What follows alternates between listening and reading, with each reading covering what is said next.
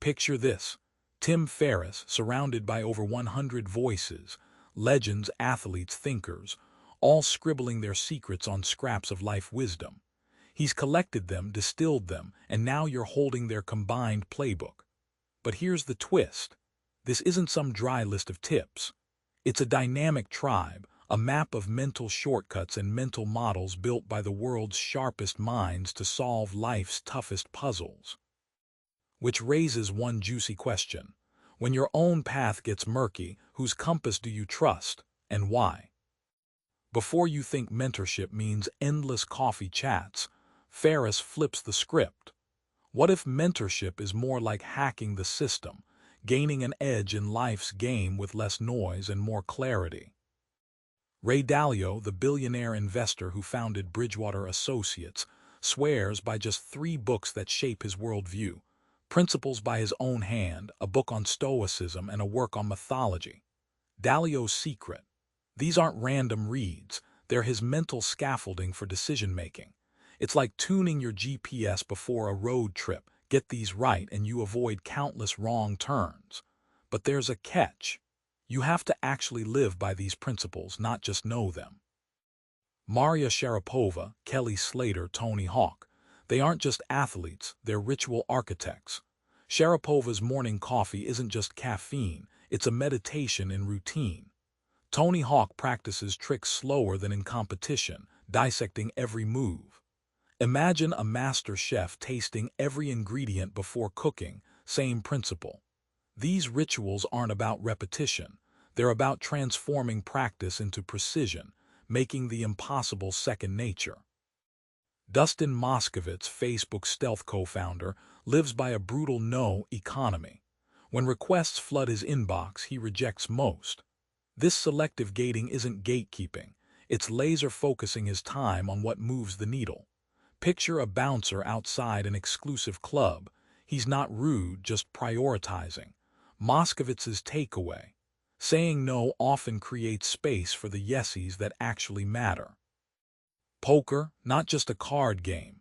It's a crash course in probability, psychology, and calculated risk. The book peels back the curtain on what you can steal from poker legends to up your life strategy. Daniel Negreanu, a poker phenom, talks about calibrating intuition, not gut feelings but a data-informed sense of when to act.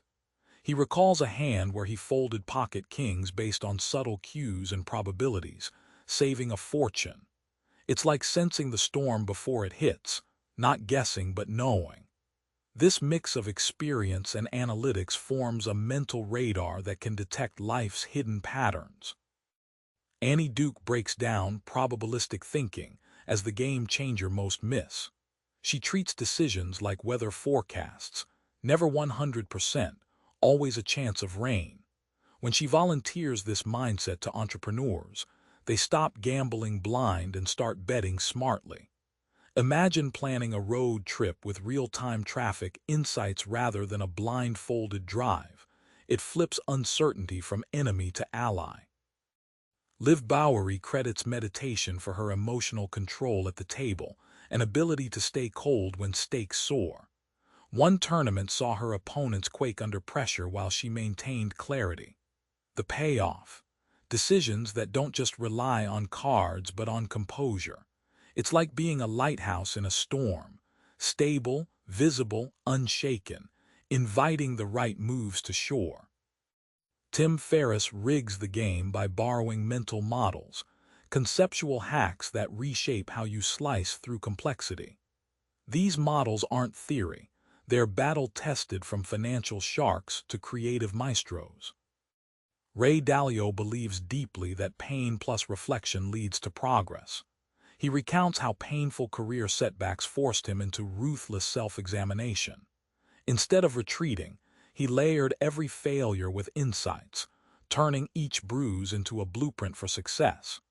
Think of it like blacksmithing steel. Each hammer strike bends, breaks, and refines until the blade holds razor sharpness.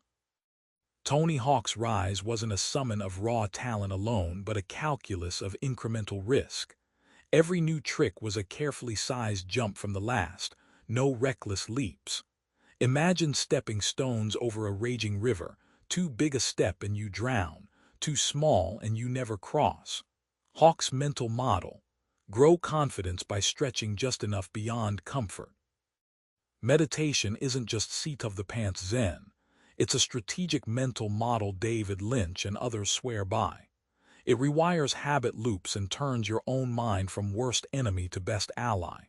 Think of it as decluttering a cluttered attic. Once it's clean, finding keys to new ideas becomes effortless. The payoff: enhanced focus, reduced anxiety, and surprising creative surges. Ferriss surfaces a truth: curiosity isn't just for kids. The tribe's secret sauce: an insatiable hunger for questions that unlock doors where others see walls. Kelly Slater, the surfing legend, credits fierce curiosity for his unprecedented creativity on waves. He dives into unrelated fields like music and physics, integrating ideas that transform his style. One example: borrowing rhythmic flow from jazz to time his maneuvers. It's like building a Swiss Army knife of talents, ready for any challenge, multifunctional, surprising in its utility. Tim Hunt's mentors not just in boardrooms but in skate parks, kitchens, meditation halls. He argues that you don't need to absorb someone else's identity, but to harvest their unique vantage point. Think of this approach like gathering ingredients for a complex recipe. Each mentor adds a distinct flavor that blends into your own unique skill set. Many in Ferriss's tribe swear by the beginner's mind principle, approaching topics as if for the first time, without bias or preconceptions. It's that curious toddler stare, questioning even the obvious. This mindset shatters the prison of expertise that blunts innovation and opens windows to breakthrough ideas, like seeing a familiar city from a hot air balloon for the first time. Life advice isn't just success tips. It's how the tribe taps into joy, meaning, and purpose in an often chaotic world. Ferriss lays out practical hacks that hit different. Dara Torres, Olympic swimmer, credits a gratitude journal for sustaining her longevity and joy. Before every race, she writes down 3 reasons to be grateful instead of dwelling on pressure. It's a tiny practice, but it rewires focus from scarcity to abundance. Imagine turning a dimmer switch from gloom to glow. Gratitude flips your emotional house lights back on. Meditation, again, reappears as a neurological hack endorsed not only by athletes but by top entrepreneurs. It reshapes brain plasticity, calming the amygdala's fire hose of stress signals.